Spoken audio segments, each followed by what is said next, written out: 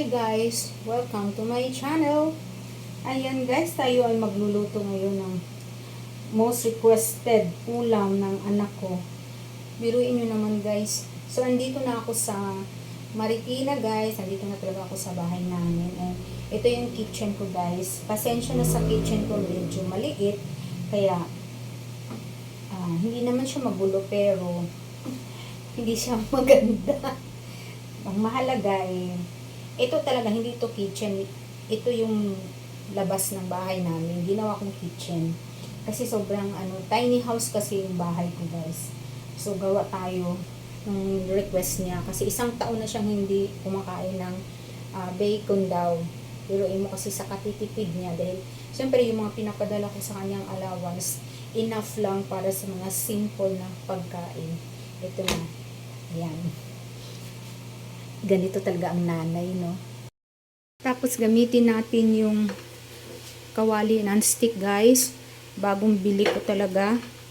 Kasi, pagdating ko wala na kaming kawali, guys. Tanggal-tanggal na yung mga non-stick ko, guys. Ang pangit magluto. Sinubukan kong bumili. Maganda rin to, guys. Subukan ko na Metro. Non-stick siya. Medyo may kamahalan.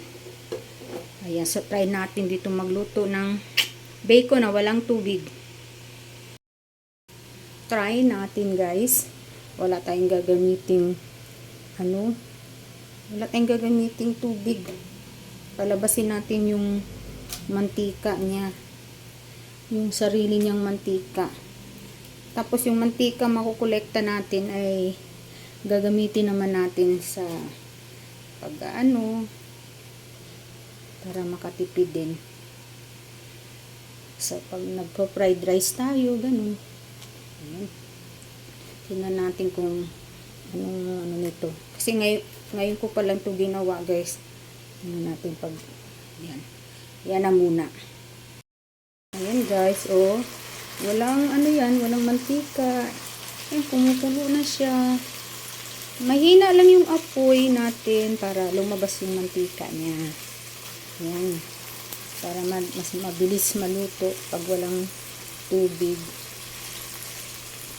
Okay talaga yung non-stick, guys.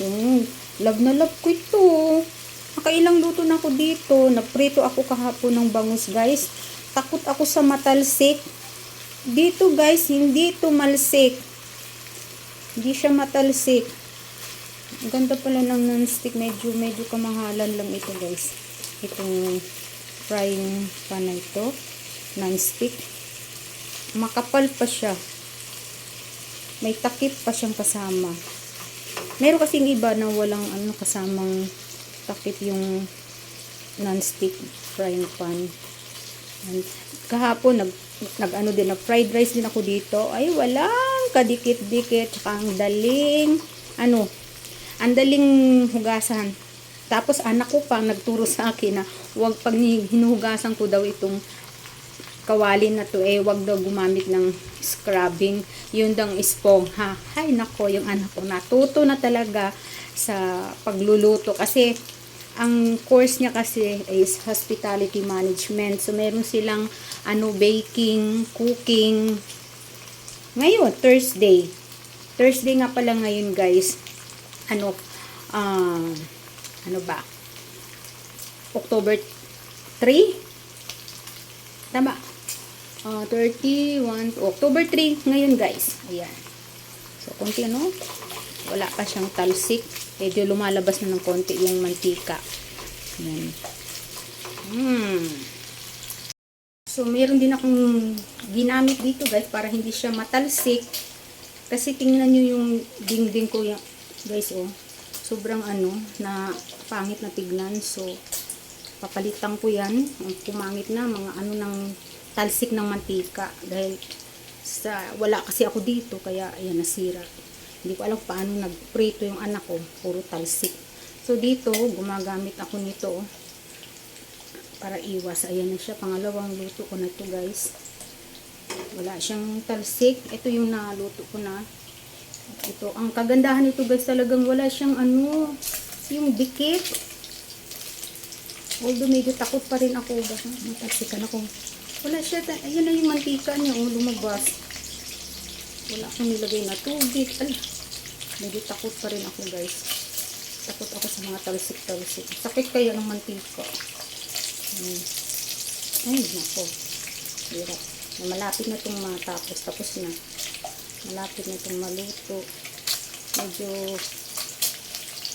ayan. Sobrang na lang din ng konti. Dumidikit siya. Ayan. Mahina na yung apoy ko. So, ito. Tapos na. Tapos na tayo, guys. So, yung mga 3 kainan ko ng anak ko. Hindi ko naman inubos, guys. Kasi ayoko namang ano siya. Yung lagi na lang yun ang ulamin niya.